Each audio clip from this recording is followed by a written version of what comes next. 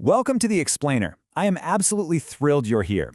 Today, we're diving into a really fascinating transformation that's happening right now in the very backbone of our economy, and that is MSMEs. We're going to explore a massive, brand new study from the India SME Forum, which actually surveyed nearly 8,000 businesses. It's a huge data set, so we're going to see exactly how traditional offline business models are fundamentally shifting, the incredible rewards that are waiting for the folks who adapt, and, the very real hurdles they face along the way.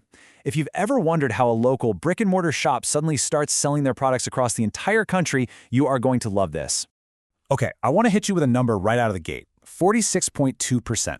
That is the exact percentage of Indian MSMEs that still operate fully offline today, almost half. Just think about that for a second. We live in an era where we can literally order groceries from our phones in seconds, right? But nearly half of these vital, everyday businesses have absolutely zero digital footprint. It creates this massive tension, this really stark reality of traditional manual operations just trying to survive in a world that has gone completely digital first. Now, what's super interesting here is who we're actually talking about. When I say small business owner, who pops into your head? Well, the data paints a really specific picture. Over 91% of these MSME owners are between the ages of 45 and 54. We are talking about experienced veterans. These are people highly skilled at their trade, they know their local markets inside and out, and they've literally built their livelihoods on handshakes and physical paper ledgers. For them, moving operations to the cloud, that's not just a quick software update, it's a massive fundamental paradigm shift. But hey, there is some really good news here. We can call it the digital awakening. The majority, 53.8% to be exact, have taken that crucial first leap. They've adopted at least one digital tool into their core day-to-day operations. They have crossed that threshold.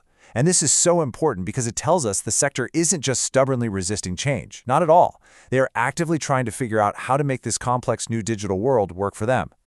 So, let's talk about the real payoff. Because why should an experienced 50-something business owner who has run a perfectly successful offline shop for 20 years suddenly care about going digital? Well, it's all about the tangible benefits. We're not just talking about adopting fancy technology for the sake of looking modern. We're talking about boosting sales, radically expanding reach, and completely transforming the bottom line.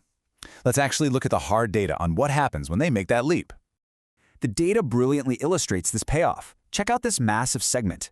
Among the businesses that did digitize, 41.4% experienced a massive 21 to 30% increase in sales directly attributable to those digital tools. That is actually the single most common outcome across the board. And overall, 2/3 of these adopters saw double-digit revenue growth. I mean, we're not talking about some tiny incremental improvement here. For a small business, a 30% revenue bump is absolutely life-changing. It means hiring new staff, buying better equipment, and achieving true financial security.